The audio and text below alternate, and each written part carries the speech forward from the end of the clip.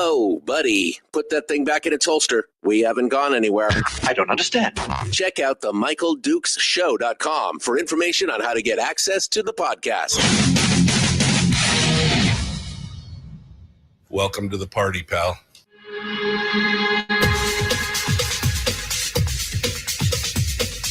The Michael Dukes Show. The greed and the entitlement is astounding to me.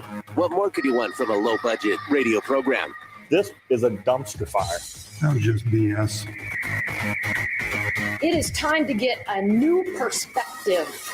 We know just what you need, and we've got just the cure. Open wide and prepare for a steaming hot cup of freedom. I just don't fathom it. The Michael Dukes Show, streaming live across the world. Live around the world on the internet at MichaelDukesShow.com and across the state of Alaska on this, your favorite radio station and or FM translator. Good morning, my friends. Welcome to, well, I will say I was not expecting it this morning. Day before yesterday, it was icy and crazy. I fell over again. I got slipped on it was like, man, it's so slick out here sometimes. And I got up this morning early to prep for the show and let the dog out, and there was like 7 inches of fresh snow on the porch. It was like, hello, that was, wow, it's kind of crazy around here. I love it. It's a whole new world. Welcome to Hump Day, the Wednesday edition of the Michael Dukes Show. It is, it's beautiful. It's beautiful around here. You all ready to go? We've got a whiz bang show lined up for you today. We've got a lot of headlines to cover and a lot of ground to go over here this morning. In hour one, we're going to talk about some of the things that are coming up. The latest on the ranked choice voting debacle and the petitions and the ballot measures. We're going to talk about that. Some of the new highlights, some of the new bills. David Boyle, who is is a friend of the show and is one of our resident kind of education advocates. He kind of dug through some of the new pre-filed bills. There's some other interesting bills in there that don't necessarily have to do with monetary things, but have to do with some of the education requirements. And that's kind of some interesting stuff. We've got a story also out of the ADN that the headline's what caught my attention. The headline, reads, Alaska education advocates gloomy about prospects of a big funding boost this year. And I'll be honest, I kind of smiled when I read that headline. And it goes into some things that we'll be talking about later on in this hour. And some of the reasons why, because we've been let's be honest, we've been a little doom and gloom around here about the upcoming session, because there has been a lot of talk about how much they want to spend on all these programs. That was the theme of this last election, is that everybody gets a chicken in their pot and a moose in their roaster, right? That was kind of the feel of it. But there are some realities that we have to butt up against, and so it's not all quite doom and gloom. Although I will say that a lot of this will rely on the fortitude of the governor. And so I have questions on this, but we're gonna get into that later in this hour here as we go through some good news coming out of Congress with Nick Begich and some new appointments. We'll talk about that. We'll talk about kind of the final wrap up of the November election. Ira Samuels over at the ADN has a story about the total number of ballots that were rejected and how they were and why they were, and what does that mean for the upcoming session as well. We've got priorities coming out of the Kenai Peninsula Borough and more. And there's a lot there, isn't there? There's a lot going on. So anyway, it should be a good show. And we're going to be talking with State Senator Mike Shower in hour two. Fingers crossed, because I I didn't confirm with him yesterday. I usually try and confirm, and the day just got away from me. I mean, it was like 7 o'clock at night last night when I finally was like, well, I probably should stop and eat some dinner and then move on. So anyway, we're ready to go. We're ready to go and ready to get things rocking and rolling. Quick check around the state. I don't see much going on as far as the weather and road conditions. There is in the Kenai Peninsula Borough, there is an alert this morning, a 2-hour delay start for the Nikolevsk school due to the snow and road conditions. But apparently, most of the other schools right now are ready to go. Most of it, I don't see any other schools that had alerts. I'm just double checking now as I say that because you know how sometimes these things change. I checked earlier, and then the next thing you know, things could be like boom. Things could change in a heartbeat, and they post about it and say, "Oh, by the way, we closed these schools." But it looks like as of this morning, that it's only that one school on the KPB that seems to be on a 2-hour delay. It looks like the Anchorage School District and the Matanuska School District and the Fairbanks School District are all running on time. So we're just keep getting it. Keep getting it. Don't worry about it too much as well. So we're on our way. So everybody else is good to go for this weather pattern. And the weather has been crazy.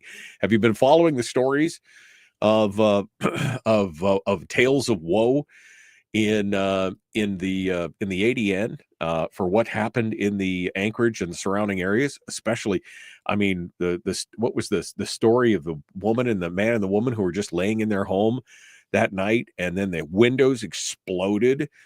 Because they had 100-and-something-mile-an-hour winds at their house up there, and it was a newer house. They just moved in. They just had it built, and it blew in the windows and just scoured the inside of the house. I was just like, it's crazy. It's crazy with what's going on out there. Power's still out for many on this, the fourth day after that extreme weather storm.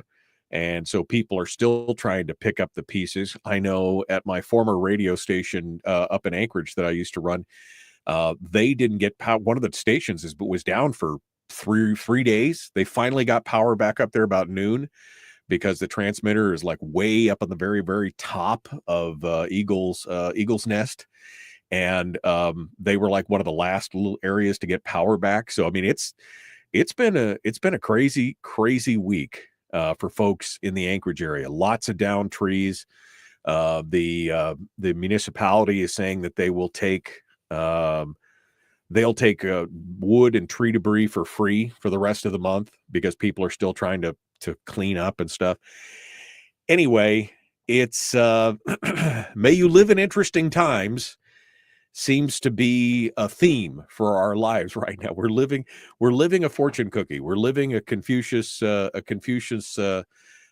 saying here right now. We are living in interesting times. Of that, there is no doubt this morning. So we got a lot of stories to kind of cover and talk about and go through. Before we get too far along, I thought I would start us off with a story of hope and happiness. Maybe we could classify this as some good news.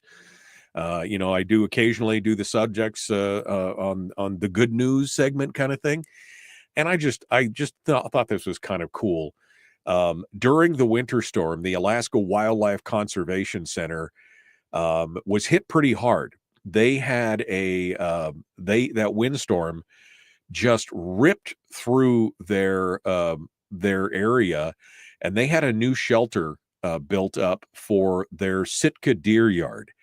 That's where people can come in and view the Sitka deer and everything. And it looked like the aftermath of the Wizard of Oz. I mean, literally ripped the whole top of the structure apart and and just shredded the whole thing.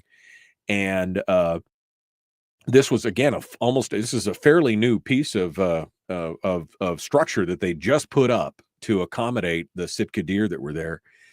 And so the Alaska Wildlife Conservation Center turned to the public and said, "Hey, we need some help," because they're a not-for-profit kind of thing. And I don't know if you've ever been down to the AWCC, but it's a very cool place with all the different types of animals, and you can do viewings and you can do feeding things. And all. We partnered with them at the other radio station on several different things, and it's just kind of a cool, amazing place down there. Anyway, so they turned to the public for help. And they set up a, I don't know, was it a GoFundMe or a Kickstarter or something? It's some kind of fundraising thing. And they said, look, we just spent about $30,000 to build this structure not too long ago, and now it's been completely destroyed. And if you're willing to help, we'd love to rebuild it again. Maybe a little stronger this time. I don't know. Anyway, and within 48 hours, they had raised all the money for their target. They had raised enough money to rebuild the Sitka deer yard shelter. And so they're planning on drafting a new design to start construction this week.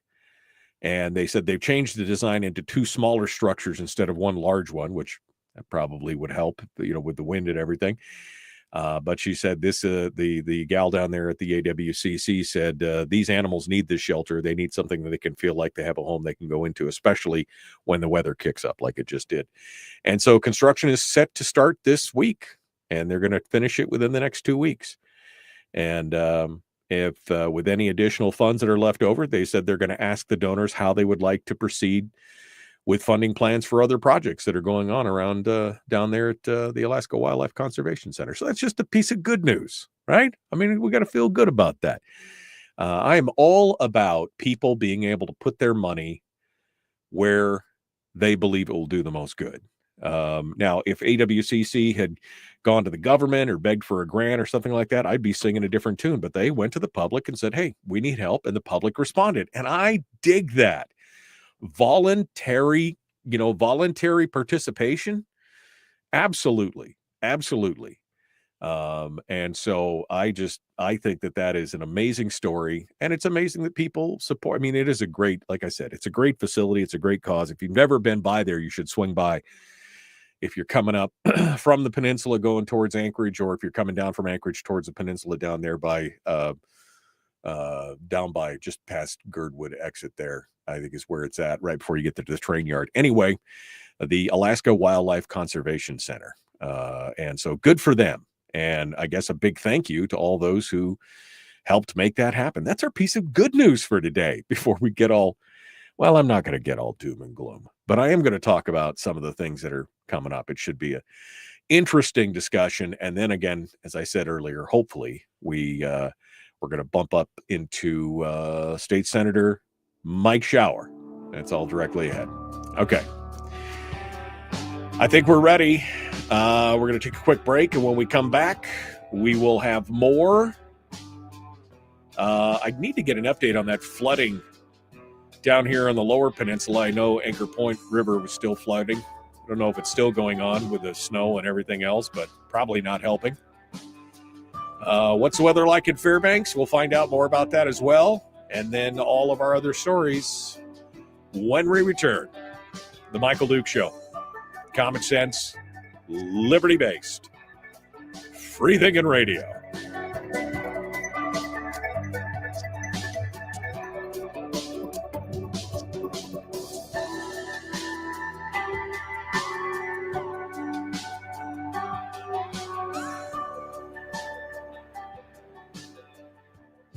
If you missed the show, you can listen to it on your time with Dukes on Demand. Oh, and it's free. Like America used to be. Streaming live every weekday morning on Facebook Live and MichaelDukesShow.com. Okay, we are in the break. All right, we're good to go here. I think MD should have a helicopter sound going on in the background when giving the traffic report. I didn't give a traffic report. What are you talking about? I did talk about the schools. All right. My new automation isn't doing its job, says Brian. Oh, no. I mean, I had, dude, that, if you're talking about me working late last night, no, that was, you're always finding something that you need to tweak in the very beginning. Like, oh, this has got to work better. And then I made a mistake yesterday on, I made a mistake on something. And then Terry and I had to work through it. Took us like 35, 40 minutes to work through. I had kerfluffled something and we had to unkerfluffle it. And it was, it was educational. Small, tiny mistake. And you're like, wow, this is complex and try to fix this. Makes you really have to pay attention when you're doing stuff. Anyway, it's interesting.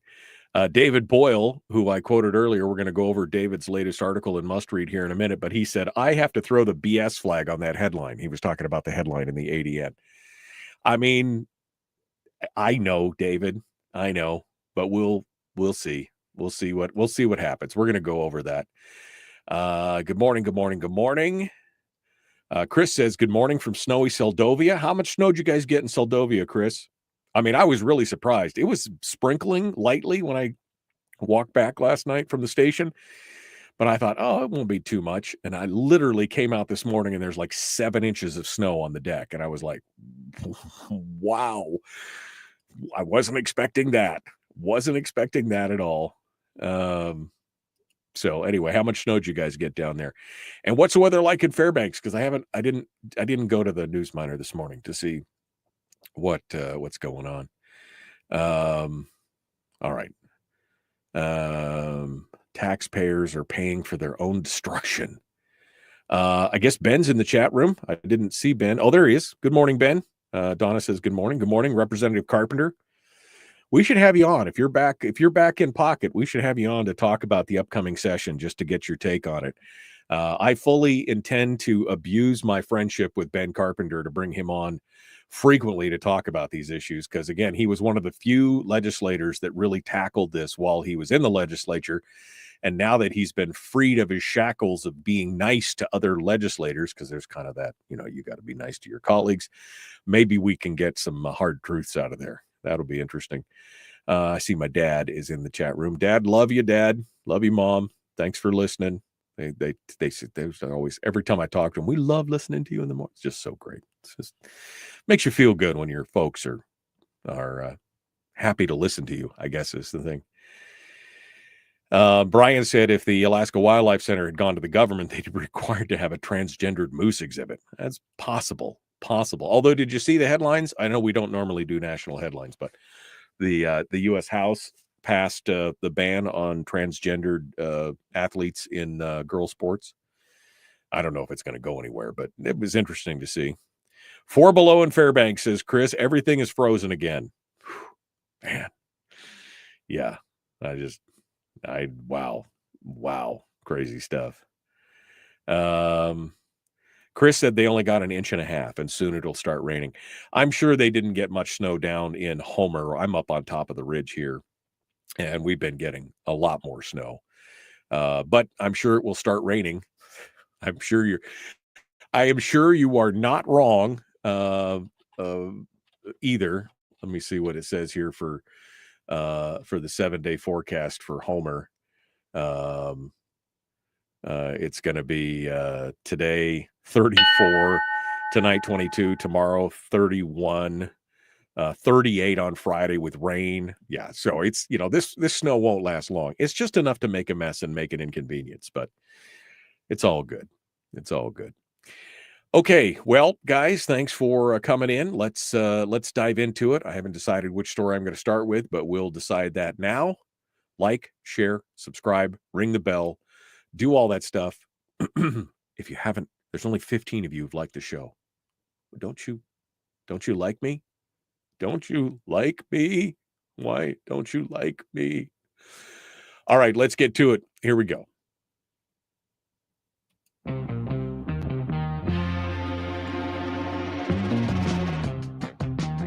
The Michael Duke Show. Seriously humorous with a pinch of intellect.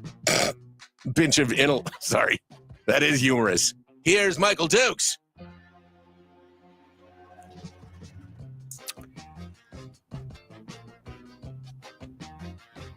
Okay.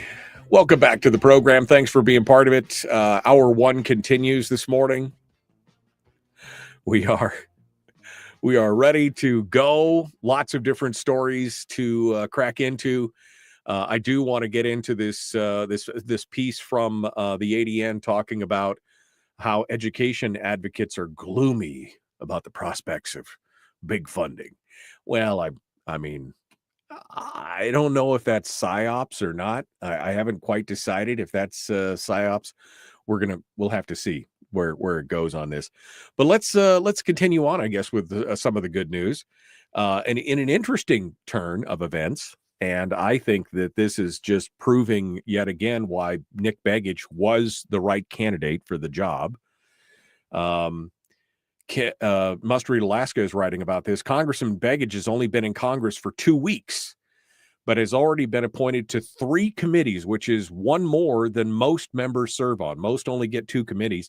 He's now been named vice chair of the House Subcommittee for Energy and Mineral Resources, which, I mean, that's kind of a high horsepower for a freshman congressman just fresh out of the gate.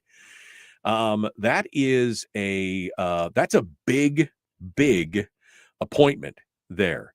That subcommittee focuses on issues critical to Alaska and the nation, including energy as a national security concern. And so, I mean, that's some great news. He was appointed, and it was announced by the House Resources Chairman, Bruce Westerman, the representative from Arkansas, who has been a strong ally of Alaska. When he's in this position, Begich will be able to better advocate for common sense policies on oil, gas, alternative energy, mining, and access to resources. Now, again, this was a committee that you don't normally see a freshman congressman get put on some of these committees, let alone becoming vice chair of the committee. So that's some good news, and it shows what happens when, because I know Nick was down there working the room long before he was ever elected. He was down there because he and I had talked not only on the air but off the air, and he was talking about going down and talking to a lot of the players and trying to advocate for Alaska even before he was elected. And so this is a very, very strong start, I think, for Nick Begich. And I know a lot of people are I've been accused of being cynical, that they're worried that this whole thing with Begich and that it was just a shell game to get into thing. But I truly believe that Nick is a true believer in making headway for Alaska. And I think that, again, this shows a very, very good start for Begich. We're going to try and get him on the program on this Monday or the following Monday. But we'll try and get Nick on and get an update from him. Remember, he has promised to come on the show and talk with us pretty regularly. Obviously not as regularly as when he was running for office, because now he's, of course, got the full-time gig and he's very, very busy. But we'll continue on. But yeah, good job. So 3 committees for Nick Begich, including that important and powerful subcommittee for energy and mineral resources. So I guess that's a continuation of the good news segment for today. This is a story that caught my eye, and it's more of a national in nature than anything else, but I thought it was interesting because there's been a turnaround, remarkable turnaround for the U.S. Army. The U.S. Army, only 3 months into the new fiscal year, because the new fiscal year starts September 1st, right? Is that right? October 1st. It's October, November, December. Anyway, they've already reached the halfway mark in meeting their recruiting goals for the fiscal year. Recruitments are up over 25% from last year. Last year, the Army barely met its recruiting goal, which was substantially lower than this year's goal. And they this year they have a goal of recruiting 61,000 soldiers into the Army. Last year it was 55,000. And the Army's already hit the 30,000 mark, which is an increase of over 24,000 than what they had enlisted at this time last year. Fiscal year starts October 1st. So there you go. Under President Biden, the military has seen the worst recruitment numbers since the Vietnam War. The worst. And you wonder why, right? You wonder why would it? Well, I mean, there's lots of reasons. But the big part of it, of course, is the culture and the wokeness and a lot of the other stuff that's been going on. Of course, the pullout of Afghanistan also led to a lack of faith in the president and the execution of the operations that he's been overseeing. And now we're seeing some real fighting going on. I don't know if you've been listening to some of the confirmation hearings for Pete Hegseth, who's the President Trump's nominee for Sec Defense, but he's gotten nasty, man. I mean, these people are.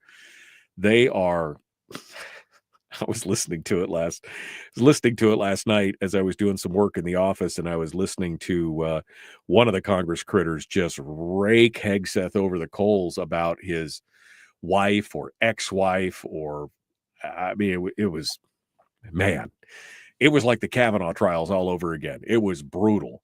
But more and more people now seem to be coming back. Hegseth has had he wants to bring that warrior ethos back to the military, and that has a big impact on it. I remember that for a time when I was younger, this is right out of high school, I had debated whether or not I should go into the military. I was something that I had considered. And I remember that I had a conversation with my dad and with one of my dad's friends and a couple other people, and the common theme at the time that seemed to come out was, that now is not the time to join the military with the way that it was right now. And that was right at the beginning of the Bill Clinton years. And so the commander-in-chief does have a big impact on whether or not people decide to make a career of the military. And I mean, obviously I'm glad I didn't now, but yeah, so it was an interesting story that those things are now up and people are feeling pretty good about it. But the fact that they've already hit halfway to their recruitment goal, only a quarter of the way into the year, is a pretty good sign overall. I thought that was interesting. All right, let's get over to the ranked choice voting. Now, look, ranked choice voting, we've now learned how to beat it, right? The first go around, we got suckered into it, right? We ended up, we're the infighting amongst the Republicans, and we got sucked into the game. We played it and we lost for good reason. But on the second go around, we figured it out, right? We figured it out, and you could see the Democrats just struggling and spinning on this as soon as Dahlstrom pulled out of the race, and then of course that pushed Eric Hafner up into the top 4, and then they were in a panic because now they had 2 Democrats on the ticket, and you can just say we figured out how to work the system, right?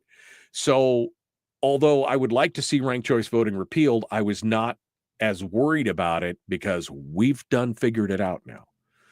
But of course, right after the election, we saw that Phil Izon, who had ran the ranked choice voting repeal initiative this last go around, he had refiled, and then another group had refiled as well. So we actually had 2 different initiatives to repeal ranked choice voting. Well, Phil Izon has decided that he is withdrawing his petition. He's going to withdraw. He said to avoid confusion, and since there's another group trying to do the same thing, he said, nope, we're going to stop. He said, I made the decision to withdraw my petition to repeal ranked choice voting. For the past 2 years, I've dedicated myself to the fight against RCV, working tirelessly to protect the integrity of our election systems. Together with incredible grassroots support, we made remarkable progress, helping 6 states prevent the adoption of RCV, debating 3 Alaska legislators, 3 Oregon legislators, the father of RCV in Oakland and San Francisco, and even presidential candidate for the Libertarian Party, Chase Oliver. And despite being outspent 100-1 by out-of-state interests pouring $15 million into the defending RCV, we stood strong, losing by only a fraction of a percent after 2 weeks of counting. He said, we fought not only in the court of public opinion, but also in Alaska's legal system, where we successfully defend our ballot measure with unanimous victories in both the Superior Court and the Supreme Court. And he goes on to say that even though they felt like they fell a little bit short, he believes that ranked choice voting is on a life support. And he said, the formation of this new group dedicated to repealing ranked choice voting, he said it's time for, he said, there's other things that he wants to work on. He's got other petitions that he wants to work on, and he wanted to avoid having any potential confusion with 2 repeal measures on the ballot at the same time. Because it'd be tough if one got voted in and one didn't. That would be a tough situation. And so he's working on 2 other ballot initiatives, apparently.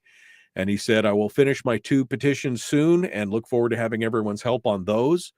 The new group, which is made up of some people that people probably know, some names you know, former Representative Ken McCarty, Bernadette Wilson, and Judy AKLEG, are the 3. They haven't named their new group yet. They haven't adopted a name, but they had filed a petition book as well, and they're working on getting that approved from the Lieutenant Governor's office. They're hoping to have an answer back next month, but we'll see what happens. So only one ranked choice voting initiative is going to be on the ballot if it gets approved. If it gets approved in 2026, won't be this year. It'll be 2026. But I'm interested to see what else Phil Izon's working on. I know that they had talked about election security and requiring photo ID on the ballot box, moving to paper ballots. I know those were all discussions that they were having. So it'll be interesting to see what they continue to talk about here as they go forward. And finally, the Kenai Peninsula Borough and the city of Soldotna, I apologize. The Soldotna City Council has now defined its legislative priorities for the upcoming session. And I've got questions. I mean, I really have questions. Now, one of these things seems like it's a pretty much a no-brainer. Chief among their capital improvement plan is the replacement of the roof over the city's mechanic shop. That's going to cost $1 million, $1.2 million. And that's a capital improvement, maintenance. It needs to be done. Okay, I could see that. And then the one of the council members is quoted here as saying that chief among the city is asking for nearly $1 million to conduct a signalization study at the intersection of California Beach Road and Arena Avenue in front of the Soldotna Regional Sports Complex and Fieldhouse. He said, we've had long-term interest in getting a lit intersection put in front of the sports center. Before we can do that, we have to do a signalization study, basically just to justify the need, which from my perspective is kind of frustrating because we all know we need it. So we need a study to justify the work that needs to be done, that everybody knows it needs to be done, but we got to spend $1 million to get the study to say, hey, we need this. You want to know how we waste money? There's a prime example. Right there is a prime example. Then they went on to talk about some of the other projects that they're working on, including $250,000 for improvements to Memorial Park, design work for the expansion to the sports complex conference rooms, which is another $700,000 to expand in the sports complex. I mean, guys, you're going to spend almost $750,000 on. Shouldn't we have other priorities? I'm just asking. I mean, it's nice to have, don't get me wrong. But the sports complex conference rooms, how many people are actually going to use 700? Okay. I'm just asking for a friend. Just want to know. Anyway, that's the latest. I'm sure the other boroughs and city councils are going to come forward with their legislative priorities. And as we find those, we will read those and let you know what those are as well to you. But, hey, there you go.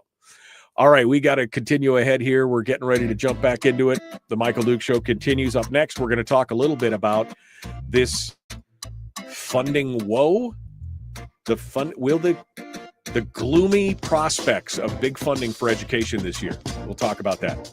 The Michael Duke Show, common sense, liberty-based, free thinking radio.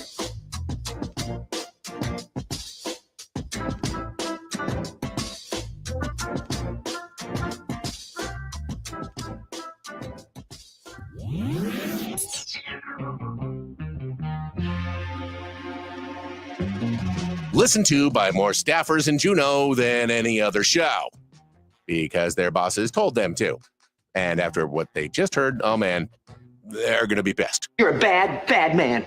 The Michael Duke Show.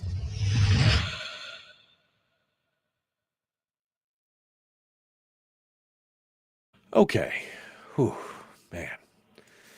Get back to you guys. I get so deep into reading the stories, I'm not even really watching what's going on in the chat room during that. All right.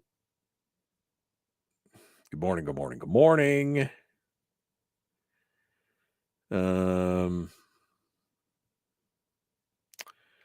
Nick's family name, unique clout that the typical freshman congressperson doesn't have, says Chris.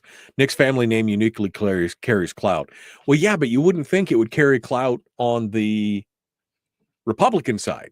I mean, it's kind of one of those things where it's weird, right? It's like who's the senator from Louisiana? Kennedy. What's his name? I can't remember his first name, but his last name's Kennedy.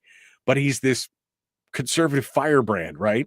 And so it'd just be one of those things where it's like, that's so weird. We know Begich, but it's not the same. It's interesting. I'm just going through here.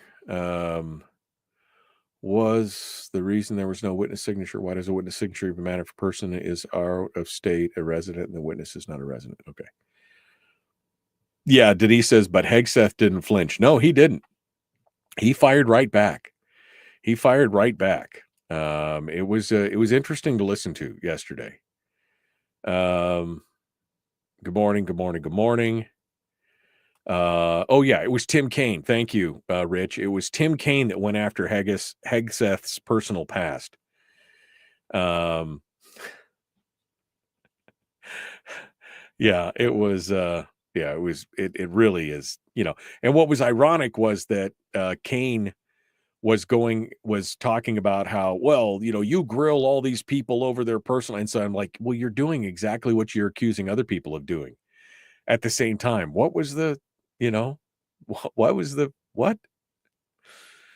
Did I make the 6 o'clock club? Said David. Yes, my friend, you made the 6 o'clock club. Welcome to it. You can officially wear the t-shirt now, which you have to purchase if you want to wear the t-shirt. But there you go.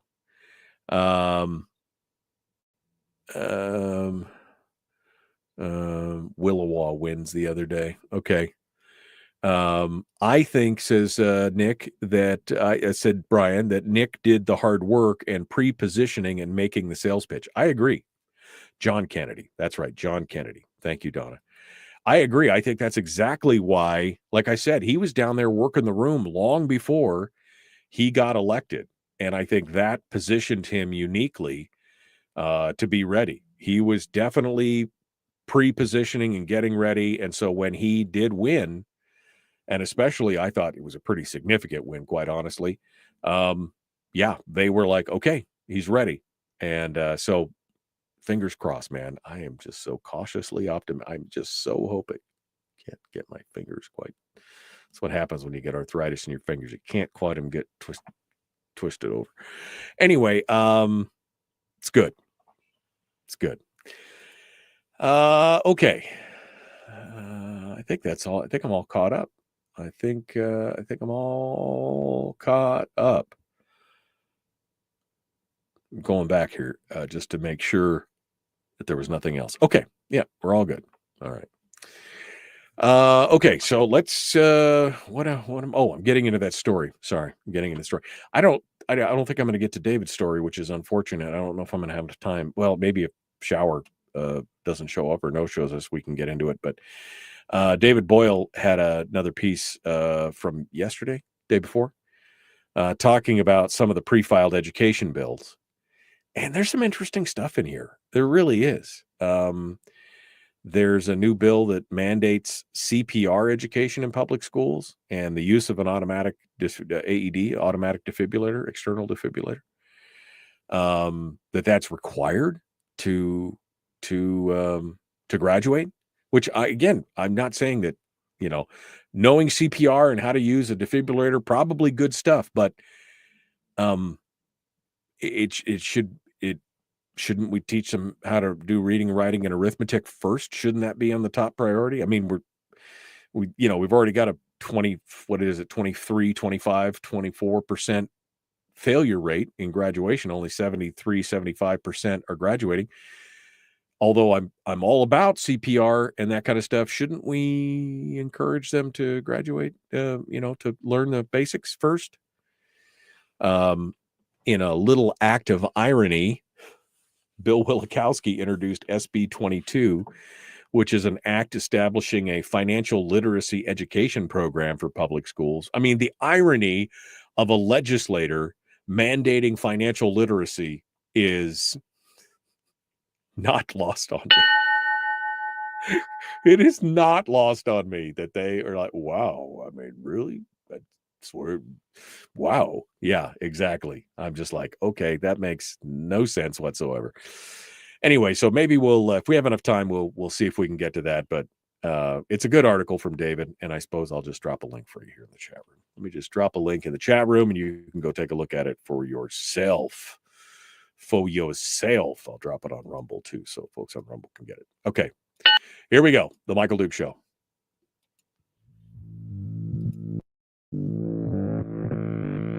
Public enema number one. Oh, wait, sorry. Public enemy number one, which makes more sense. On the other hand, he's a little bit of a pain in the Michael Duke Show. All right. Welcome back to the program. The Michael Duke Show, common sense, liberty-based, free-thinking radio.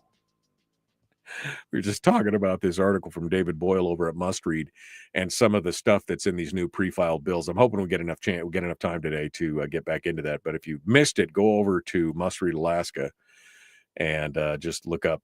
It's in the top news there. Legislators pre-file education bill, including CPR, civics, and ironically, financial literacy.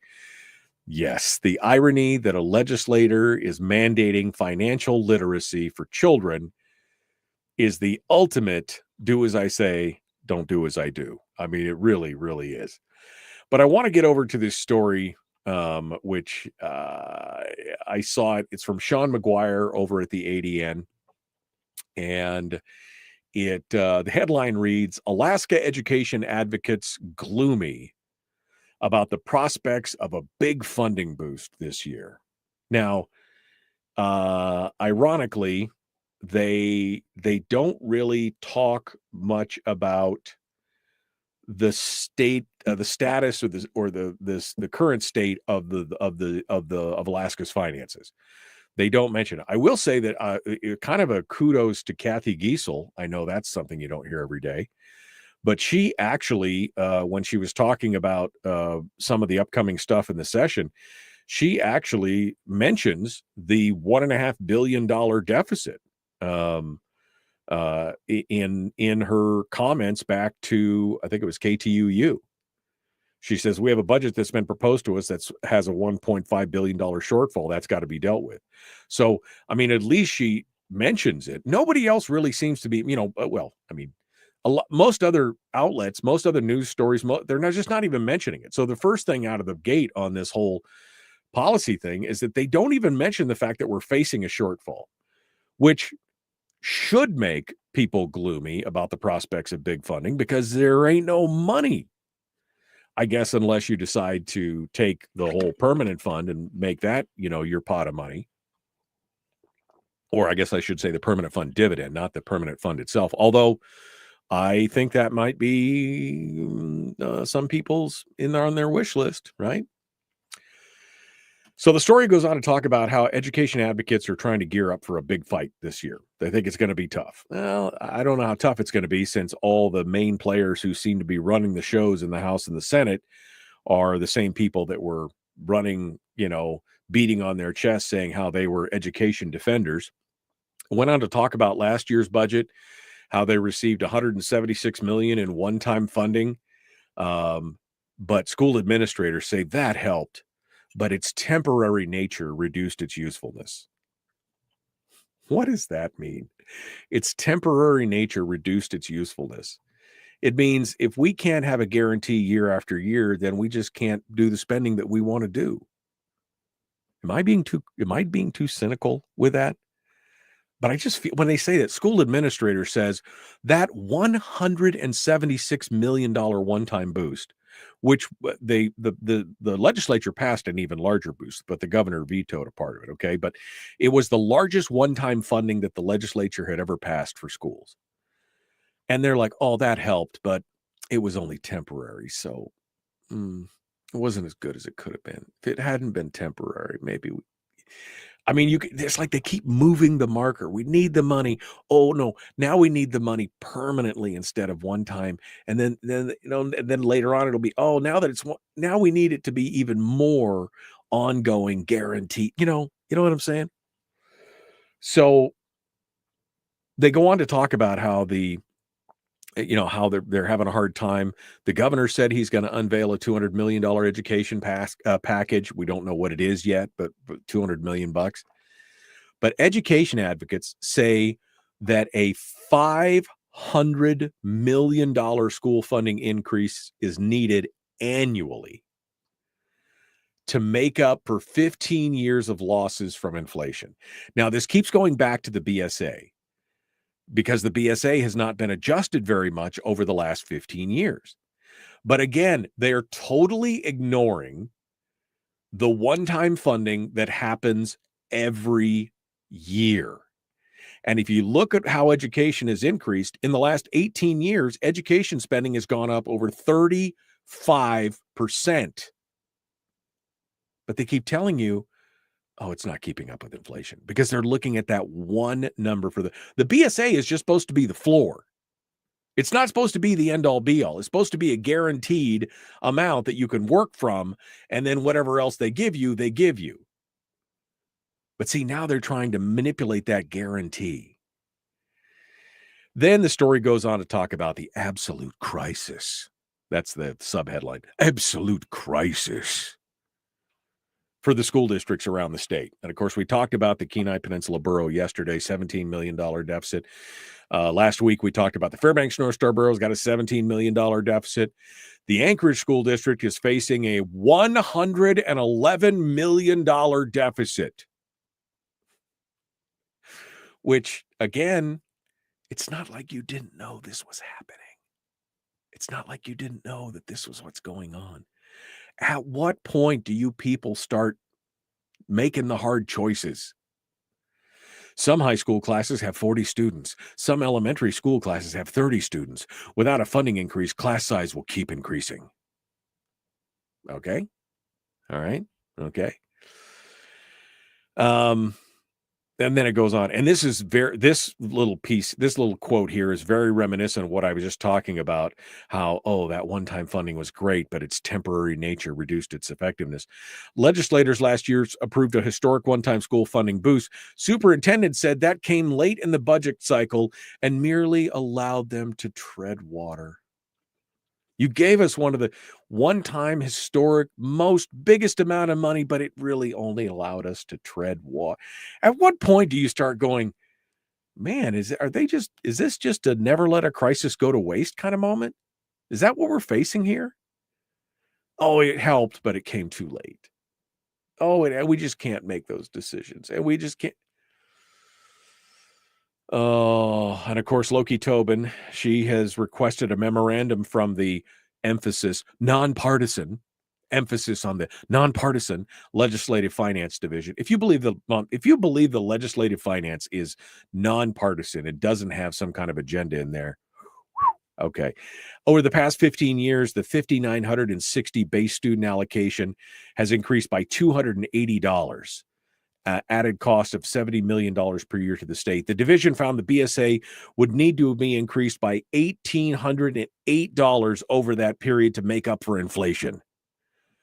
Again, focusing strictly on the BSA, which is supposed to be the base student allocation. It's supposed to be the foundation, and then they live on anything extra, and we do it. That's the guaranteed part, and then we add to it every year. But no, they want to change the base. They want to do it.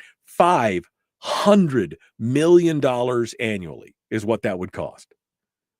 If you put that in there, and it would, and again, if it's in the BSA, if it's in that base, you have to pay it no matter what. That is there's no discussion on it.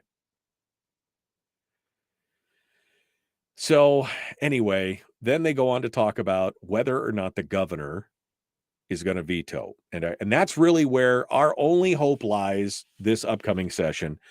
Our only hope at this point, based on the current makeup of the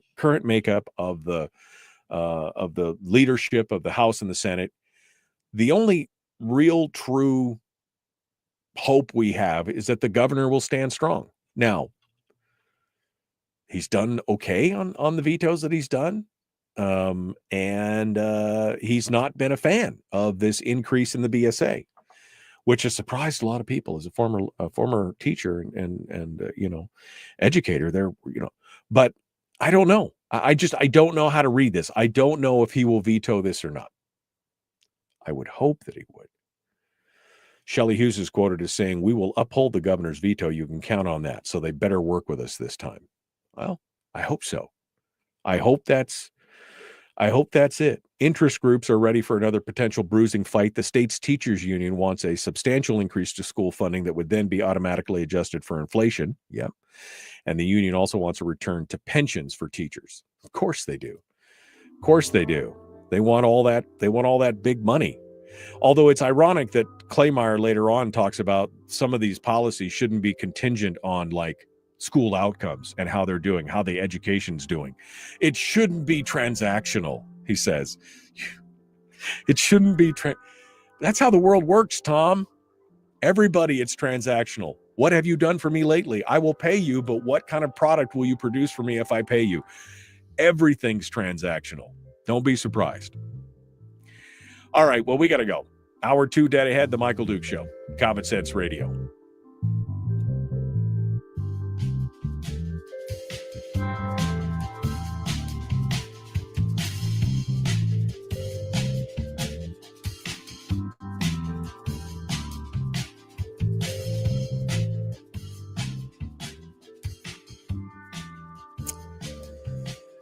Okay.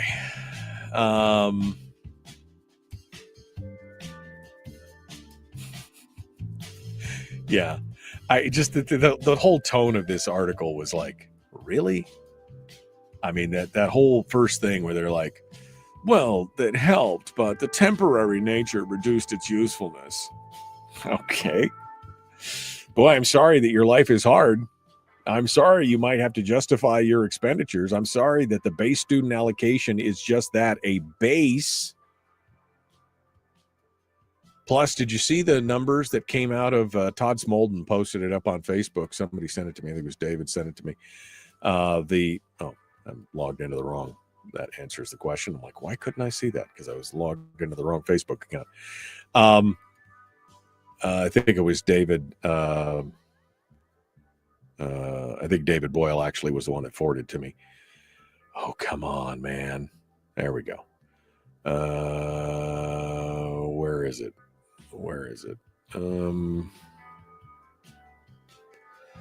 Oh no, somebody else forwarded. Oh, there it is. There we go. Right here. Willie Keppel sent it to me. Willie sent this over.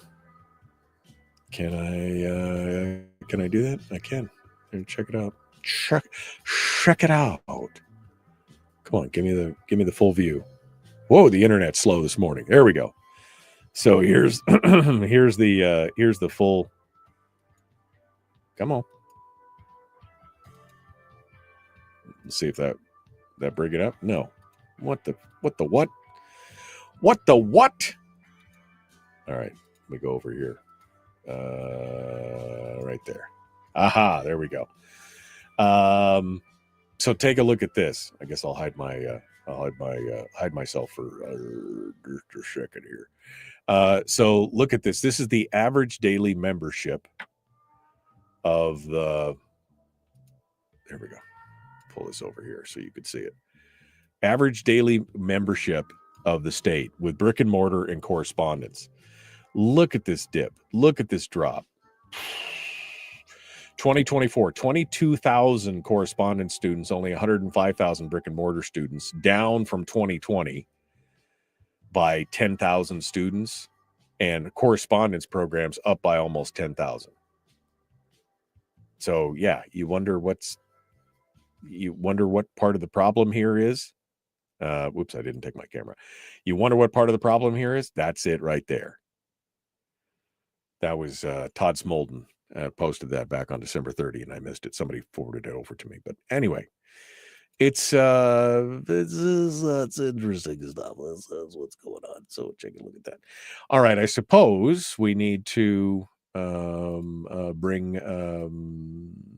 Mike Shower on the program. Let's see if we can get a hold of him and see what he is doing this morning. There we go, right here. Let's see if this works. We'll get him on the line here. Hey, look at that. Your call has been forwarded to voicemail. Oh, no, you don't forward me to voicemail. No, you tell me you don't forward me to voicemail. See if we can get through to him. Okay.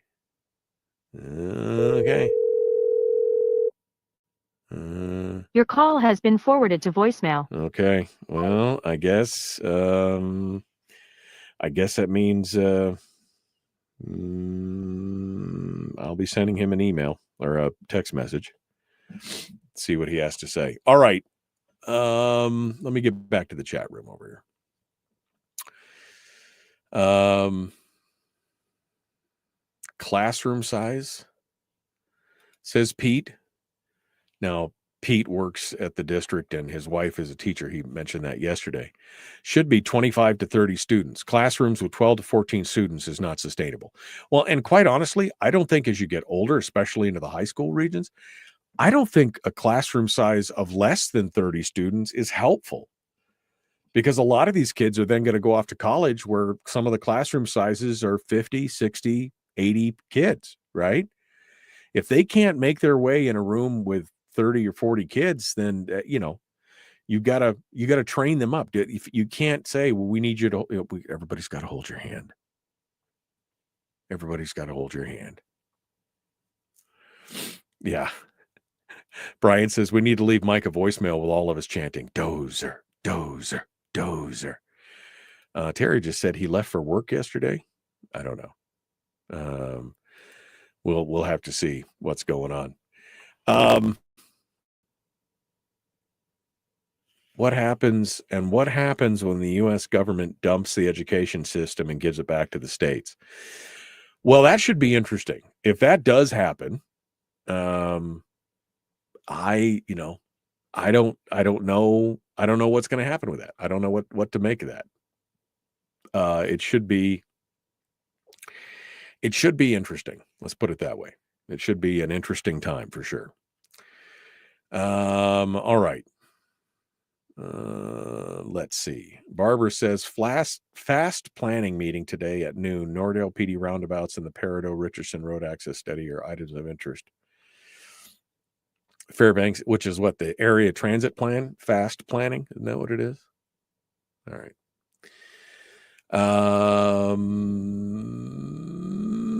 Okay. Well, we'll see if Mike joins us here. I don't know if he is. He may be gone. We'll have to see what happens here.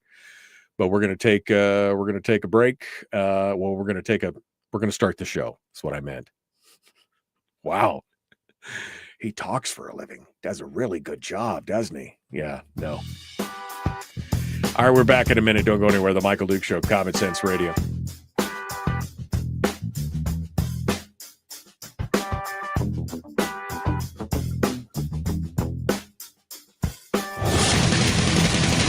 Whoa, buddy. Put that thing back in its holster. We haven't gone anywhere. I don't understand. Check out the MichaelDukesShow.com for information on how to get access to the podcast. Welcome to the party, pal.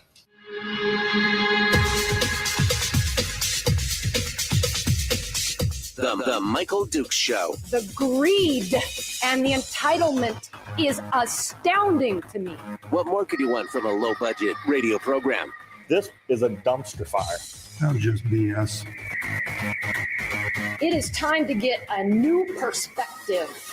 We know just what you need, and we've got just the cure. Open wide and prepare for a steaming hot cup of freedom. I just don't fathom it. The Michael Dukes Show, streaming live across the world. Live around the world on the internet at michaeldukeshow.com and across the state of Alaska on this, your favorite radio station and or FM translator. Good morning, my friends, and welcome back to the program. It is hour 2 of the big radio show, and so far, no joy with Dozer, State Senator Mike Shower. I guess this is what I get for not confirming the night before. But he's been regular like clockwork, so I thought it would be. So anyway, we'll see if he calls in here this morning in hour 2 as we continue to move ahead. If you're just joining us, we were just going over some of the different stories that were going on out there around the state. One of them was this story from the Anchorage Daily News talking about how the education advocates in the state were gloomy about the prospects of big funding boosts this year for education. Primarily because the big funding boost is going to cost $500 million, $500 million. And we're already upside down. We're already $1.5 billion in the hole with the governor's proposed budget. Plus we have a $200 million, they're estimating. Some of the people who are in the know estimated somewhere between $150 and $200 million in supplemental budgets for this year, which for those of you who don't understand, they'll start the session for next year, but they'll have a supplemental budget for this year, which is things that weren't covered in last year's budget still have to be paid for. So basically they're truing up this previous fiscal year. And so, you know, what I love is they're always like, oh, we did such a great job with we kept it under the, we didn't overspend. And then the supplemental budget will come out and it's got, $100, $200, $300 million in it. And you'd be like, well, wait, I thought you said you saved money. Oh, no, we really had to pay for that. Anyway, so $1.7 million or $1 billion if you include the supplemental. And now they want to talk about adding $500 million on top of that. Now, here's where they're focusing on a lot of this stuff. They're focusing primarily on the BSA, and for good reason. The BSA is guaranteed money, right? Here's what they want to do. They want to get the money into the BSA so they don't have to fight over it every year. They just want that money to come in year after year after year. But what they fail to explain to most citizens and to most average everyday people who don't understand the intricacies of the budget process and how these things work and which pots of money are what, is that the BSA is the base student allocation. It is the minimum funding level that the state could provide. It gives them a base to work off of, right? That base student allocation. And that it wasn't intended to be a full funding mechanism for schools. It's just the base. See, then you need to go in and you need to advocate for your various things and issues, and then the state would fund it on a one-time basis. So they're kind of running this game on us, this false game of saying, well, we look at the base student allocation, it hasn't adjusted for inflation. Well, I don't think it was meant to. It has adjusted, not as much as you would like it to adjust. It has adjusted somewhat, $70 million per year more than it did 15 years ago. But that wasn't meant to be the end all be all. It wasn't mean to be the main mechanism for school funding. It was supposed to be the base mechanism for a baseline that you then work off of. And if you look at the actual funding, again, of education, and Sarah Montalbano did this, and several other people have done this, gone back. If you go back, 18, 20 years, you'll see that the education funding in the state has increased over 35, 36, 37% in the last 18, 19 years. So we're definitely spending more than we ever have on education. But again, it's not enough. They want it baked into the formula. That's the whole, we want it in there. We want it baked into the formula so that we don't have to fight about it anymore, so that we can count on it. Then they can go back to fighting about one-time funding on top of the base student allocation. And this is why this BSA argument is so dangerous. And because, number one, it's supposed to be a base, and then it can't be messed with, or basically isn't messed with very much, because the legislature is very hesitant to open up the formula or make any changes to it, because it's supposed to, they're reticent to get into that. But the bottom line is that not only that, it locks us into it. And so now we're on the hook in the future. And it still doesn't stop them from coming back and saying, well, we know we got the base student, but, we need some one-time funding to true up X, Y, or Z. And so far, I'm not really impressed with the financial acumen of the school districts around the state.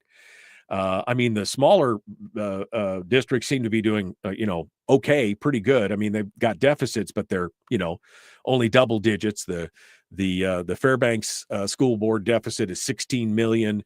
The Kenai Peninsula Borough is like 17 million. But the Anchorage School District has a deficit of $111 million. And that's up from 89 million last year, I think it was. Maybe David can straighten me out in the chat room. I think it was $89 million was the deficit last year from the Anchorage school. So again, this is not like this is new. It's coming. You're going to be in deficit. You're going to be in strong, and that you have a declining enrollment. You have fewer students. You've got to consolidate schools. You've got to, make things more efficient. And yet your deficit continues to grow because you're not doing it fast enough, because nobody wants to make the hard choices. And that's really what it's about. Nobody wants to make the hard choices that are necessary and tell people we can't afford it. Yesterday, we were talking about the tool that's being used down on the peninsula. I'm sorry. Let me go back to yesterday's story just so that I can pull it and make sure that I'm covering it honestly. Here we go. KPB launches a conversation. So this is the discussion from the Peninsula Clarion that Jake Dye put on there. And he talks about this tool that they used last year. And it's a piece of software. To drive the conversation around the budget, the school district will, for the second year, be using Balancing Act, which is the name of a piece of software accessible in a web browser that gamifies the budget. It allows the user, you, the public, whoever, to go in there and make a version of a balanced budget and submit it back to the district. Although yesterday, after we talked about this in the chat room, Jeannie, who is in the chat room down in Soldotna, and she's actually run for the school board, so she's been watching this stuff. She said it was great, except it wouldn't allow you to change like certain department lines. You couldn't remove stuff. It's kind of on rails. You can't necessarily do anything, right? You can't there's just some things they won't allow you to change. Okay, well, that kind of blows part of that. But what was interesting was that they said in this article yesterday, last year, people using the software, because they did this last year. They had a $13 million deficit last year, 17 million this year, 13 million last year. People using the software overwhelmingly opted to budget for a funding increase from the state, meaning they didn't have to make decisions about what to cut from the budget. Why was that even an option? Because why are you betting on the if come? Why are you betting on it's going to be the best case scenario? I mean, he said that's not going to be an option this year on that balancing act software. That won't be an option for them to say the state will pay for it. Why was it an option last year? Other than they were looking for a bunch of input for people to go to the legislature and say, we need the money. Now is the time for these school districts, these administrators, these school boards to make the hard decisions, to make the tough choices. Because I mean, I'm kind of happy to see a headline that says, that Alaska's education advocates are gloomy about the prospects of big funding. I don't know if it'll come true. I think it might be a little bit of hyperbole or soft selling it, because they've got pretty strong majorities in the Senate. And although it's close in the House, you've still got some people on the minority side who said they favor an increase in the BSA. They've said that. Justin Ruffridge and a couple others have said, well, they'd look at an increase to the BSA. Now, maybe not a $500 million a year increase, but, So the big question on this is, where does the governor stand on this? Because he is going to be the ultimate arbiter of this when it's all said and done. He is going to be the ultimate decision maker, blocking tackle. He's the one that's going to have to veto it in the end. And then we hope that there's enough chutzpah in the legislature to uphold the vetoes. We're going to have to see. We're going to have to see where that goes. But the hope is that there will be enough. All right. We're going to take a quick break. And when we come back, we'll have more discussions on this and David Boyle's new article in Must Read talking about the new education bills that don't have to do with funding. They have to do with actual classrooms. And we'll have that discussion in just a moment. The Michael Duke Show, common sense, liberty-based, free thinking radio. We return with more right after this.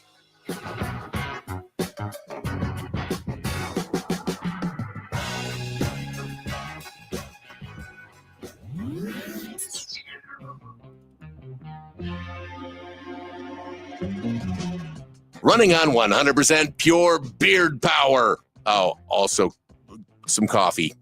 We dip our beard in coffee. Ha, nice beard. The Michael Duke Show.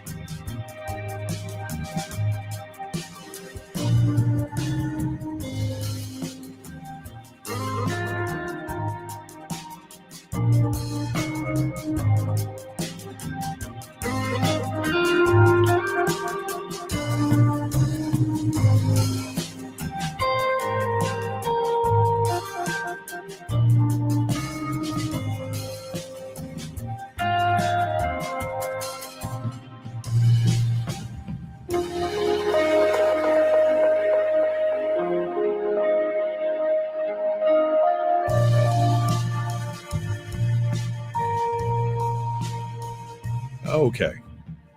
Sorry about that. Hi.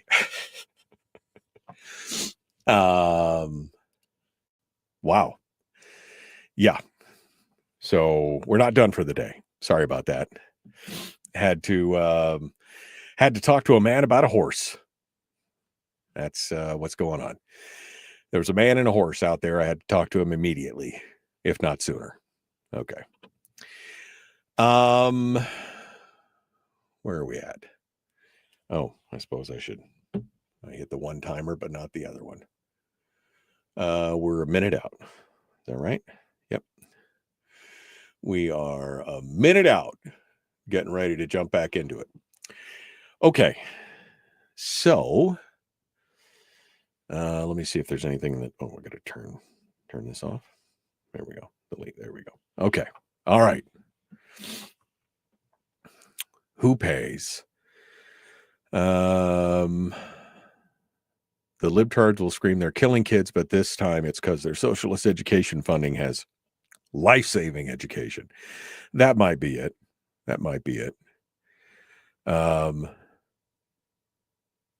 Okay. All right, I'm all caught up. You guys are killing me. Like, what? Did he go? Where did he leave? Man, you guys, pay attention. All right, here we go. We're jumping back into it. The Michael Duke Show, common sense, liberty-based, free-thinking radio. Let's do this. The Michael Duke Show. Not your daddy. Wait, sorry. Not your daddy? Ooh, not your daddy's talk radio. Whew. I was scared for a second. Thought we were going down. Here's Michael Dukes and the show. Okay. Welcome back to the program. It is the Michael Duke Show, common sense, liberty-based, free-thinking radio. You guys all ready for the rest of hump day? Still haven't heard from Mike Shower. I have a feeling that he is out of he's out of pocket and just didn't drop me a line before. He usually throw me a bone and say, "Hey, I'm not going to be here," yada yada yada. And but maybe he just got busy and didn't do it. So we were expecting Mike Shower today, but hey, we shall overcome. We'll make it through here on this discussion. So I guess my final thoughts here on this last article. Let me pull these two articles together so I can read them side by side here. But this article in the ADN, like I said, I'm not sure if it's psychological warfare, psyops, because of the way the headline reads. Because when I first read the headline, I was like, oh, great, good. Maybe maybe they're trying to gen up more encouragement or more support from the public to press on the legislature. I just don't know. But the headline reading that education advocates are gloomy about the prospects for big funding. But they never. Here's the thing, I don't want to. I'm going to be critical of Sean McGuire, I guess, and any other reporter right now who fails to mention the fact that the proposed budget deficit is $1.5 billion. That's just basic reporting to me. If you're talking about anytime you mention that they're looking for an increase of $200, $300, $400, $500 million, $500 million, you are it's almost compulsory that you mention the offset to that to say at the same time we're facing a $1.5 billion deficit on the proposed budget. And the governor's 10-year forecast calls for billion-dollar deficits for the next 10 years. Why are there no reporters who are pointing this out more and more? I mean, it's a legitimate point. Again, leading to the question of who pays? $500 million is what education advocates are calling for. And I think, quite honestly, I think that quote yesterday out of the Peninsula Clarion really encapsulates the problem that all school districts, school boards, assemblies, and administrators are having right now. When they were talking about that gamify thing where the public was writing budgets to send in, and they said that the public was overwhelmingly opting to budget for a funding increase from the state, a magical, mythical gift of money from Uncle Sugar, meaning they didn't have to make a decision about what to cut from the budget. And this is what the legislature, the local communities, the school boards, the district administrations, the assemblies, this is what they've been doing. And the financial officer in KPB said they won't have that as an option this year. People will need to make the tough choices. And I think we're rapidly approaching that part where people are going to have to, not just people in the public, but I think maybe legislators, maybe not legislators because they've got a multi-billion-dollar permanent fund corpus that they can juicily stare at. But many of the districts, many of the municipalities, many of the cities and assemblies and boroughs, they're going to have to look at this and they're going to have to start making some tough choices. How many years has the Anchorage School District been in deficit? Right? I mean, the Fairbanks School District has been in deficit for what, 4 or 5 years now? They've been whittling away at it, but they're still in deficit. And what does that mean to you in Fairbanks? Well, Fairbanks does not contribute up to the cap. You realize that. Somebody sent me, I think it was my secret economist here, sent me a chart. It wasn't in there. They sent me a chart that showed that Fairbanks is only funding it up to the, I want to say 74 percentile mark, that there are several municipalities that are funding up to the cap, but Fairbanks is not one of them. Fairbanks instead is only at, I think, 78, maybe 79%, whatever it was. I was just looking for the chart. Now I can't find it. Anyway, it's not. So what does that mean? Well, that means that they could come back at the citizens of Fairbanks and they could hit them with another tax hike, because then they could fully fund education all the way up to the maximum that they're allowed. I mean, it's a possibility. But the bottom line is that eventually somebody's going to have to be the adult in the room, and they're going to have to say that cuts are, that you're going to have to face the hard choices.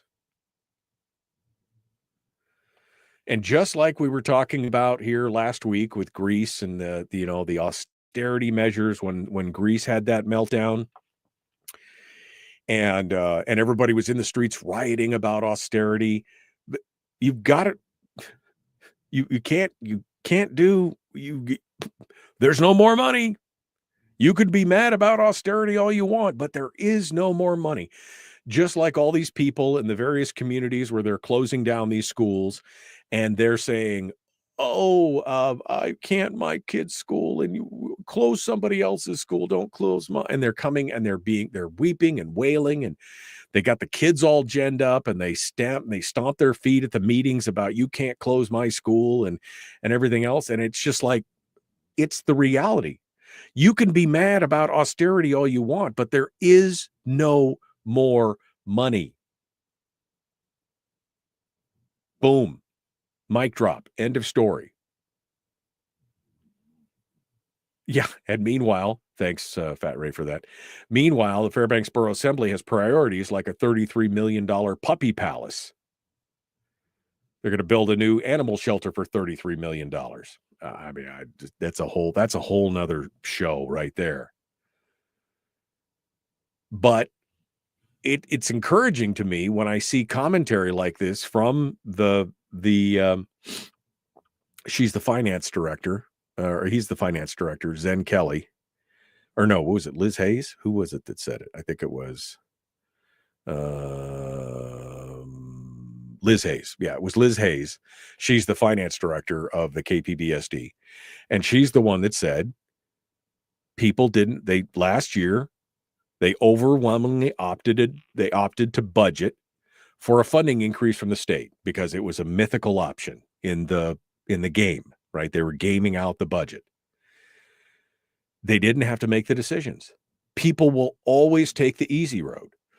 And that's why, again, that whole thing about money being one hell of a drug and, the problem with opium is OPM, other people's money, is that you eventually run out. And the whole thing about Bastiat saying that the great fiction is that we're all living at the expense of somebody else in the government. Government is the great fiction, that we're all living at the expense of somebody else. All those things come back to the fact that as long as it doesn't hurt me, I love it, right? As long as I don't have to pay for it, I love it. Don't tax, me. Don't tax the man behind the tree. Oh, I want all those programs, just don't make me pay for it. And that's where we're at right now at every level of government. But we're seeing it especially here in these educational things. On top of that, you've got a bunch of special interests, including the teachers' unions, the school board associations, the people with a vested interest in seeing where they want all of this stuff to come to fruition, and they're pushing hard and they're organized and they've got a group of people who have got, again, a vested interest in making all this work. But we're going to have to make the tough choices. You can't have a deficit, multi-million dollar per year deficits, and you can't look back at yourself if you're in year 3 of a deficit or year 4 of a deficit and you have not at least reduced it. If it just keeps going up every year, you're not cutting hard enough. You're not making enough tough choices, especially if you have a declining enrollment, a smaller population base, a smaller market of customers to serve in that regard. You're not making the tough choices. You're expecting a Hail Mary. You're expecting a Hail Mary to come down and save you at the last minute, just like these people who were using that gaming software. They didn't want to have to make the hard decisions, so they overwhelmingly opted to budget for a funding increase from the state. That's great, except for where's the money going to come from? And I mean, even if the money is there, which it is right now in the permanent fund dividend, they don't even think about the ramifications of what that does to the rest of the economy and to the rest of the people, to the the middle and lower income families, what the effect will be when you take more and more of their PFD. They don't think about the knock-on or trickle-down effects of what taking that money out of a private hands in the economy and giving it to government to spend, what that does.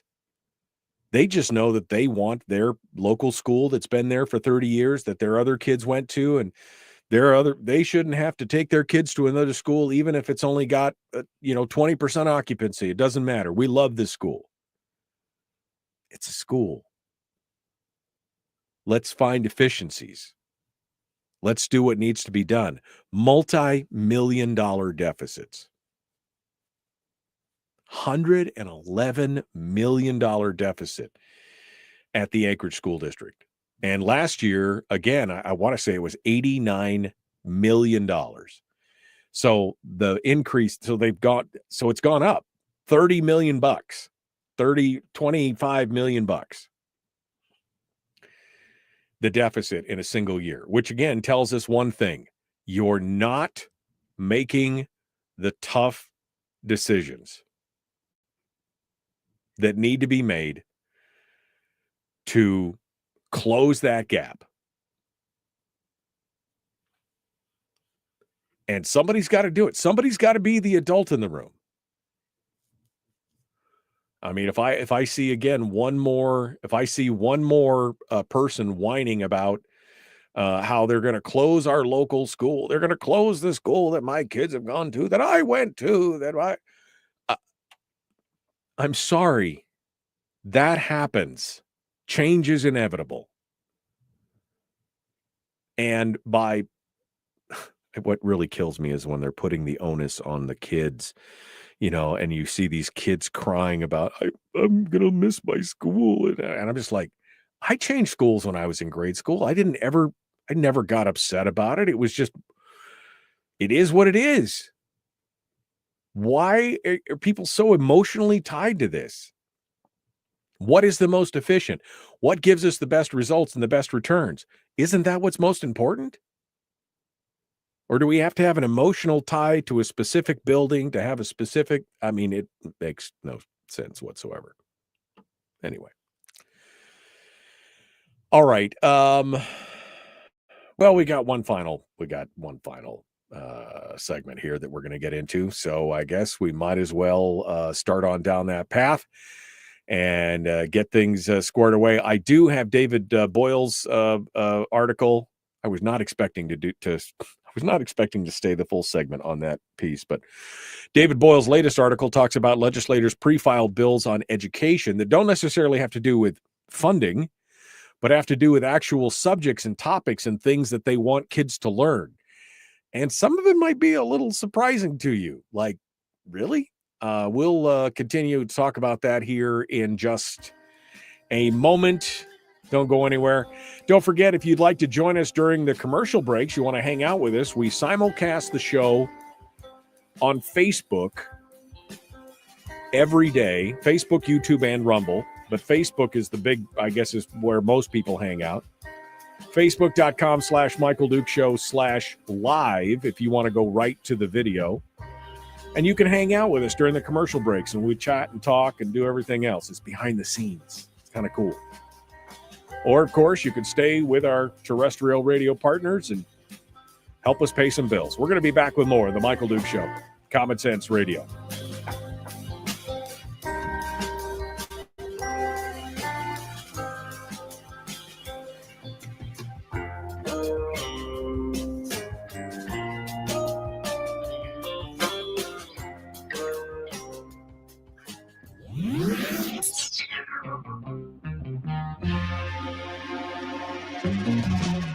Running on 100% pure beard power. Oh, also some coffee.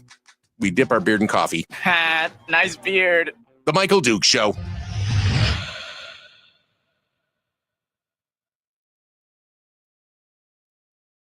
Okay.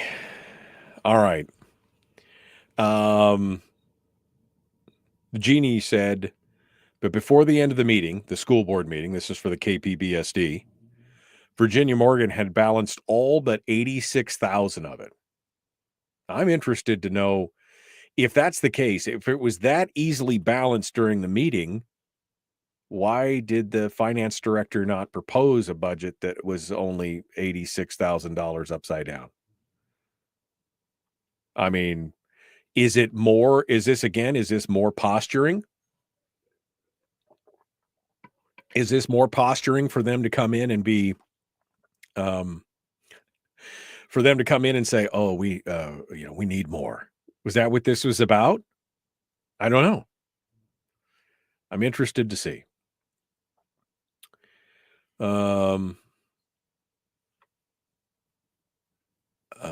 What? Parental abuse by what is going? All right. Melissa Burnett, president of the Fairbanks School Board, says Fairbanks is absolutely making those tough choices and has been for 7 years. I don't understand how much more tough you get outside of 5 schools, 9 in the last 4 years. I mean, you guys have been making some hard choices, Melissa. There's no doubt about it.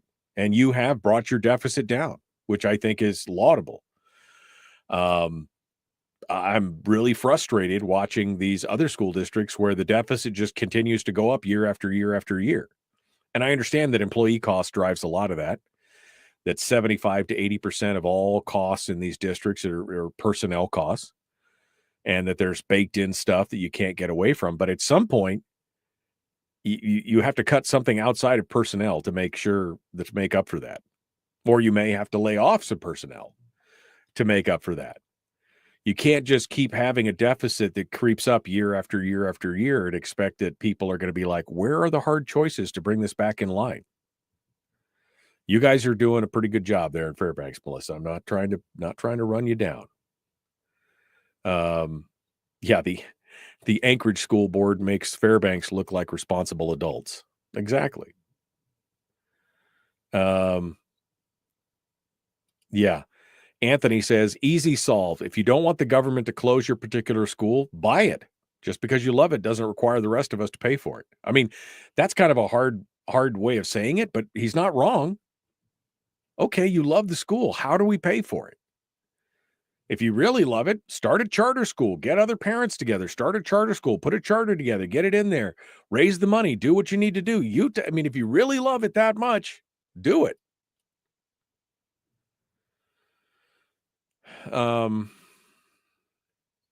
Leela says, I changed schools 4 times in elementary. I never missed the building. I did miss my friends, but with school consolidation, that probably wouldn't be a problem. Yeah. I mean, you're going to still see probably the same group of folks. And if you're anything like me, most of my friends were people that I rode on the bus with, right? People from my neighborhood and community. I still had other friends, but and they're still going to go to the same school that you are for the most part, right? I mean, it's crazy. Is the BSA increase, asked Timothy, just to cover for lost students? Well, I think part of it is. That's part of it. But part of it is just a money grab. They just more. Jeannie says Zen Kelly was insistent that they use the $1,808 BSA, not the $1,000 that Liz Hayes outlined, which again makes me concerned. Zen Kelly is the president of the school board. Again, Liz Hayes is the finance director of the school board. But I mean, I like what Liz Hayes has been saying. I mean, again, she says we're going to have to make the hard decisions. I like that.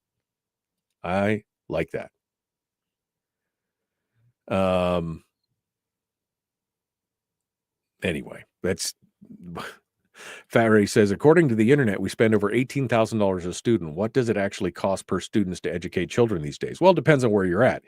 If you're out in some remote, far-flung village propping up a building that is built for 50 students and you've only got 10, then it's costing you $100,000 a student to educate them, if you're breaking it out that way. In actual cost per student, not counting buildings. I mean, that's the thing. We've got a lot of infrastructure that's been stood up that we don't. I mean, it's, I don't understand. Again, we're already spending more than most states. I think we're in the top 4 or 5 in the nation as far as per capita spending.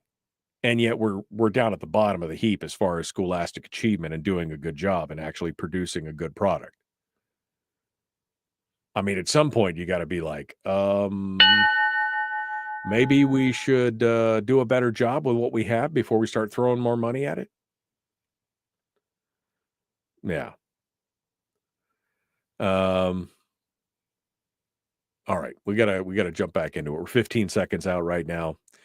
Thank you for your comments. We're going to continue in just a moment, and we'll let's get to it. Let's go. Here we go. The Michael Duke Show.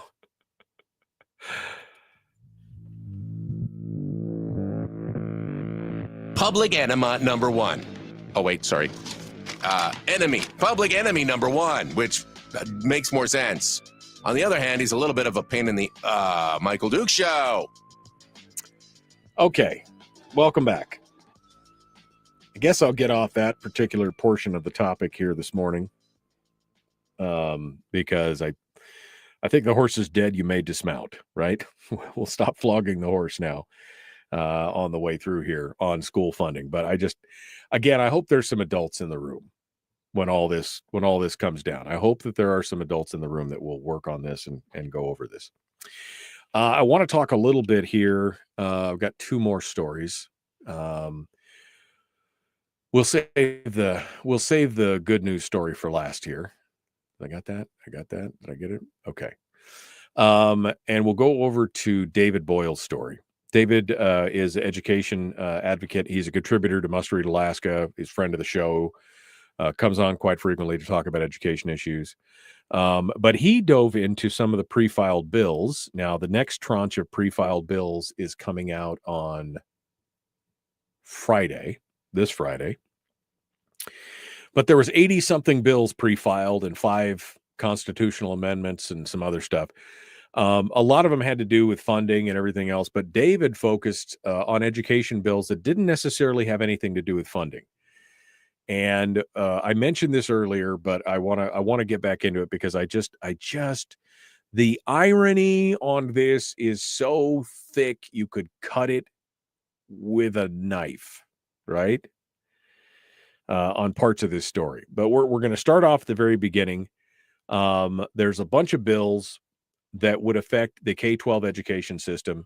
And again, not funding bills, but bills about actual instruction, like what kids should learn, what should they be taught, et cetera, et cetera.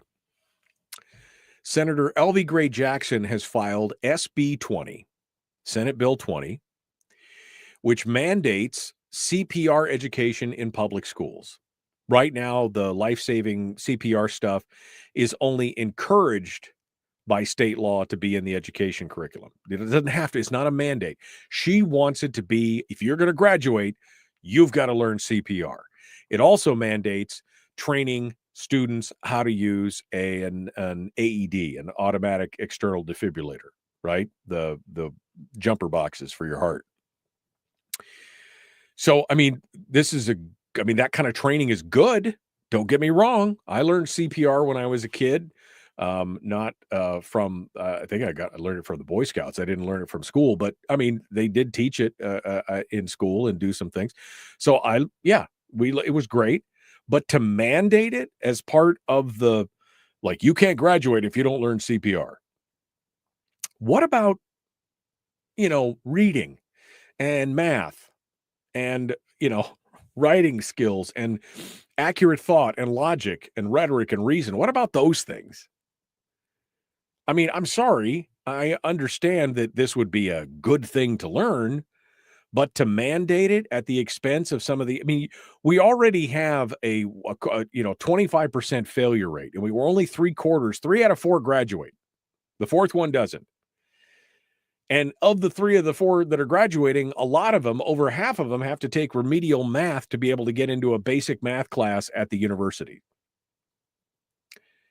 So until you up your game on some of the basics, maybe you ought not to be putting all this extra stuff on there, like mandating that they learn CPR before they graduate. Again, not that I don't want every kid to be able to learn CPR, but to mandate it as part of your graduate. I just feel like that's a little, first of all, it's kind of misaligned. Second of all, it's kind of nanny state-ish. I don't really, anyway. So that was the first one. And then there was the one that is so dripping with irony, that I just don't even know what to say. Senator Bill Wielechowski has introduced SB 22, which is entitled An Act Establishing a Financial Literacy Education Program for Public Schools. The irony of this legislature, or really of any of the past 2 decades legislatures, mandating that the kids in our classrooms be taught financial literacy is astonishing. Now, I'm not against it. Don't get me wrong. But the fact that we've got legislators who have done nothing but write deficit budgets for the last 10, 12 years now, who have not made any substantive cuts or hard decisions, have done nothing but grow and increase the size of government at the expense of the private sector over the last decade. the irony of that, I hope it's not lost on you. I think it's good to teach kids financial literacy and discipline. I mean, I wish I had gotten more of those classes when I was growing up. I wish I had been taught more. I probably would have been much better with money in my earlier years and probably be further along today than I am right now, because I struggled right out of high school and into the first 8, 9 years of my marriage. We struggled because I was not financially literate. I got there, but it sure would have been nice to have a basic foundation. So I'm not against SB 22. I just find it ironic that the legislature is going to establish a financial literacy education program. David Boyle had some things to say about that. He said, here are some of the required topics for the SB 22 curriculum. Number 1, making a budget. He goes on to say, I suggest Bert Stedman, Kathy Giesel, Lyman Hoffman, and Loki Tobin could be the instructors on making a budget. He said, number 2, the basic principles of retirement accounts. She said, I recommend Senator Giesel be required to take this class because she's filed a bill to bring back the defined benefits retirement system to state employees. She said, number 3 is types of savings and investments. David says, I suggest all the legislators who reduce the PFD should be instructors. This is not a good idea, David. And number 4, the basic principles of money management, including spending. All members of the House and Senate Finance Committees should be required to enroll in this class. Well, and they'll be the first to tell you, because I've seen comments like this from people on the Finance Committee. Well, it doesn't, those accounting principles, those budgetary principles that you would use in a business or in a household budget, they don't apply to government because we're too big to fail. It doesn't apply. They love to say that. But arithmetic don't lie, right? It still does apply. Just because you pretend it doesn't make it true. Anyway, so again, the irony of this class being mandated is I'm all about it. Give it the financial literacy, do it. Then Gary Stevens of Kodiak introduced SB 23, an act requiring the teaching of civics and comparative government. What? Aren't they teaching civics already? Social studies, history, aren't we teaching that?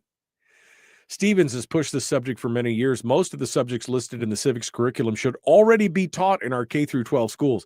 Here are some of the required subjects. 1, the founding history of the U.S., including documents. I guess that means the Constitution and the Declaration of Independence. We're not teaching about that already? The principle of federalism. Again, we're not teaching about federalism and anti-federalism. Civil liberties and civil rights. What? These are things we're mandating. This is not going on. The constitutions of the United States and Alaska. Well, if we are not teaching these things already to the students in school, then we're doing something wrong. I taught my kids, I didn't personally, but I made sure that all these topics were included in their lessons when they were homeschooled. Are you telling me that we have to have a bill requiring them to teach this are they not teaching it now? Number 5, political parties, campaigns, and elections. Oh, that'd be interesting. That'd be very interesting. It would seem that you would have to have most of these in our current system. I don't know why. One of the interesting things, though, and I'm kind of a fan of this, quite honestly. The bill would also require students to pass a 100-question test made up of questions from the U.S. citizenship test. They have to pass a 100-question test that's made up of the same test that foreign nationals have to pass to get U.S. citizenship. By the way, in 2018, only 36% of Americans could pass the citizenship test. Only 36%. I think we should be testing. Yeah. I think because how many questions I think the citizenship test is like 300 questions or something. So you're only getting 100 of them.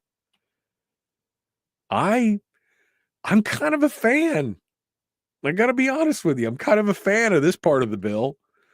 I'd like to see it. Because if you don't understand how your country and how your government functions, how can you be effective in helping to mold it and shape it and how can you even have legitimate opinions?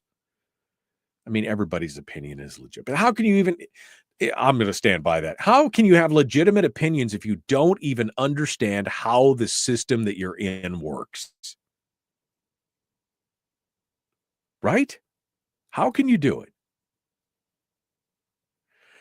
And Anthony makes a valid point, too, on that financial literacy. He said, so the institutions that is billions of dollars in the red, hundreds of millions for the different school districts, they're going to teach the next generation how to balance their checkbook? I know, right? It's so nutty. All right, we're out of time for today. Tomorrow, Rod Pyle is going to be joining us. We're going to talk about space. Oh, I forgot about that. So excited. Rod Pyle, old friend of mine, is going to be our guest. We'll talk about that. Friday, it's Rob Pincus and Yehuda Remmer, the Pew Pew Jew. We got to go. If you're listening on KPEN, I've got a post up on Facebook on KPEN. It's facebook.com/ChetFM, asking if you want to hear Charlie Kirk after my show on KPEN. So go out and check that out. All right, my friends, we got to go. Be kind, love one another, live well.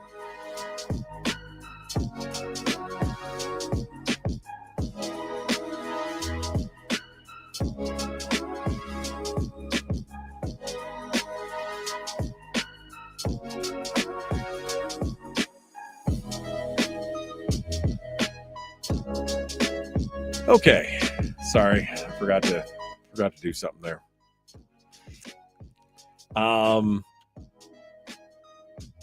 Yeah, it's crazy. I went through some of the questions on a citizenship test about 15 years ago, and I was shocked. I don't know if I would have passed it. I may have barely been able to pass it.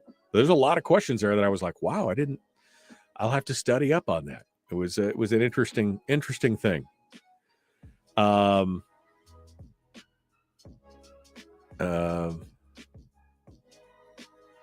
In Kodiak, says Tracer, I just heard over on Rumble, from a very reliable source that there's no requirement to have taken and passed civics in order to graduate from high school. Well, if that's the case, that's very disappointing. You know, Fat Ray says, quoting Henry Ford, it is well enough that people of the nation do not understand our banking and monetary system, for if they did, I believe there would be a revolution before tomorrow morning. Exactly, if they understood how this all kind of stuff works. I mean, this is, yeah. Oof. Let's see. What, I'm sorry. I'm just going back through here. Lesko says, do you ever question why the state has no money? Oil prices have been high. Every other oil region in the world's awash in gas. Also, the permanent fund is doing terrible, and the managers took $800 million in management fees. Yeah, Lesko, I ask that question all the time. I ask that question all the time. Anthony said, my half-asleep brain heard she wants to require the kids learn IEDs. I was like, holy hell, how bad is it out there? It's AEDs, but I get your point. I could see how you could mishear that. The state had a balanced budget in 2023. Randy, if that's your definition of a balanced budget, you definitely need to go back to school for financial literacy. Drawing money from savings is technically balancing the budget, but a truly balanced budget puts money away in savings. Pays for everything from the income. That's a true balancing of the budget for the long term, sustainable long-term balanced budget. But, you do you, boo. You do you. All right, we got to go.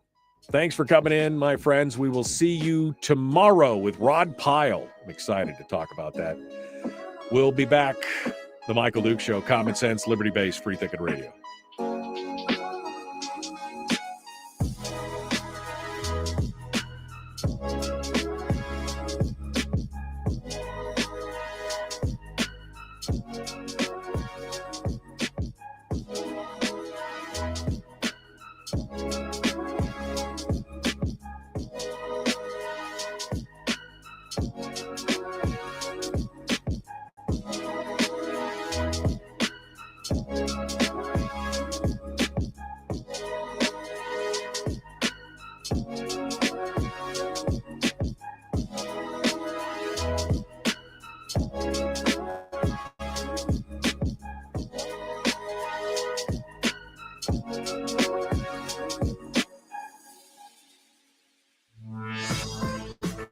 We've shed our terrestrial radio skin, and now we are slimy lizard internet people. It's the Michael Duke Show.